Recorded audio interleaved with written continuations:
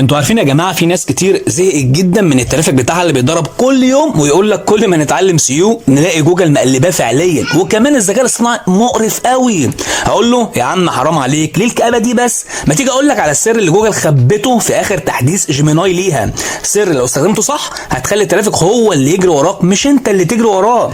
انا هوريك بعينيك على موبايلك ميزه في تحديث جيميناي الجديد، مش مجرد اداه، لا ده دي ثغره فعليا لو فاتتك يبقى انت ضيعت نص عمرك في 2026. يلا نبدا بعد الفاصل، وخليك فاكر استخبص مش بتاع شروحات، استخبص بتاع استخبصات الكورسات الاجنبيه المدفوعه مجانا. قهوتك وحصلني.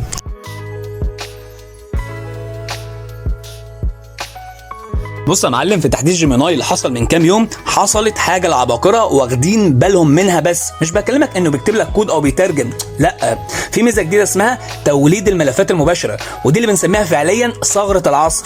جوجل فتحت لجيميناي انه يطلع لك ملفات PDF جاهزه للتحميل من جوه الشات، مش نصوص بس، لا، ملفات محترمه بغلاف بفهرسه وكمان بتنسيق احسن من شغل مصممين الجرافيك اللي بياخدوا فلوس كتيره جدا. طب ايه اللي يخليني اقول لك ان الموضوع ده كنز فعليا؟ علشان جوجل نفسها بقت بتحب الملفات دي وبترفعها كمان في اول نتائج البحث بتاعتها. تعال ما اقول لك ازاي موقعك يقدر يستفيد بيها، ولكن قبل كل ده لازم تعرف ليه هي مهمه جدا لموقعك. يلا بينا. احيانا كتير جدا بتكون حاسس انك كاتب مقاله جامده قوي وبرضه الزوار مش بيدخلوا موقعك. تعال ما اقول لك ليه.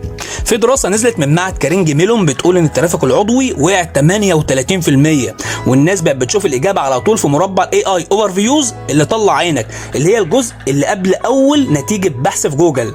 يعني ازاي يدخل يقرا السطرين اللي جوجل بيطلعه ويقفل ومش بيدخل اي موقع خالص. طب ايه الحل؟ الحل انك تنتج المحتوى اللي جوجل بيشوفه وبيعتبره مصدر وتفضله على اي حاجه تانية، والPDF بالذات هو اللي بيلعب الدور ده في 2026. تعال ما نشرح الزتونه علشان تفهم اللي انا عاوز اوصله لك. يلا يا معلم. تخيل يا معلم معايا كده شخص بيدور على ازاي اربح من النت في 2026 من غير برمجه. طبيعي جدا يدخل جوجل وساعتها هيظهر له الاي اوفر فيوز.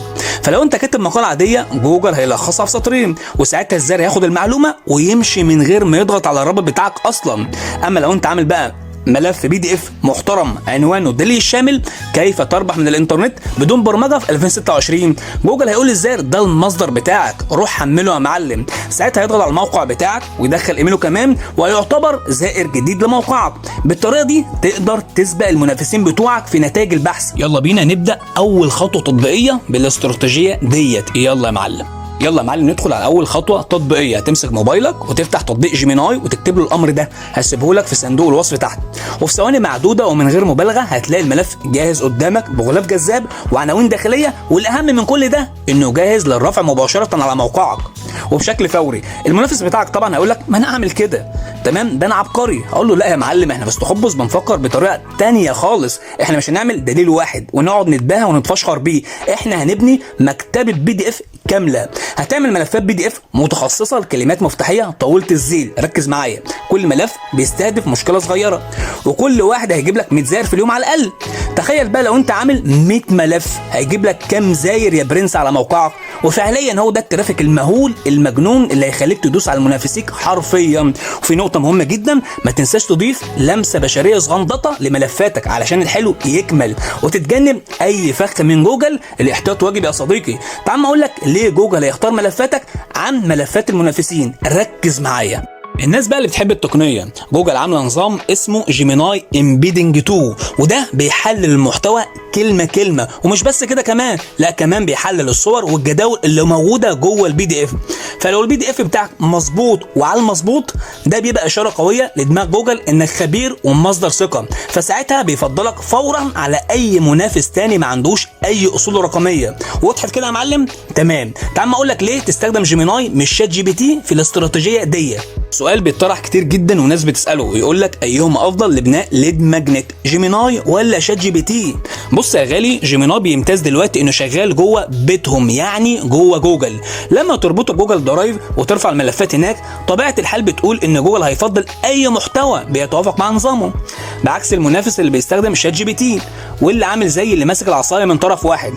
بينما احنا عاملين زي اللي ماسكين العصايه من النص فعليا. ده غير ميزه الديب ريسيرش اللي بتجيب لك معلومات محدثه عن منافسيك.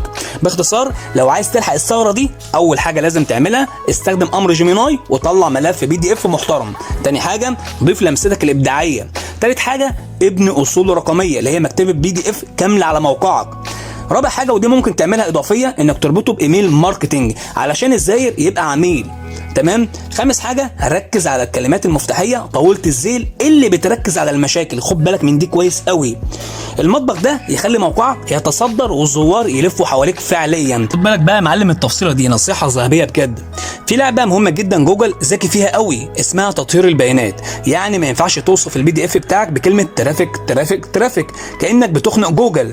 ساعتها جوجل هيبص ده ان هو حشو. عشان كده لازم تخلي الوصف بتاعك طبيعي 100% كانك بتوصف الملف لواحد صاحبك بالظبط، علشان تضمن انه يتفهرس من غير اي عقوبات. اقدر اقول يا معلم ان لعبه السيو ماتت وشبعت موت، وعاشت لعبه الPDF اللي بيسموها علميا وتطبيقيا اسك انجن اوبتمايزيشن، لانها تعتبر باسبورك لعالم الزوار والترافيك اللامحدود. بنصحك تستغل التكنيك ده علشان موقعك او مدونتك تخترق النتائج الاولى لمحركات البحث بضغطه زر واحده. وخليك فاكر ان استخبص مش بتاع شروحات، استخبص بتاع استخبصات الكورسات الاجنبيه المدفوعه مجانا. سلام يا ابطال.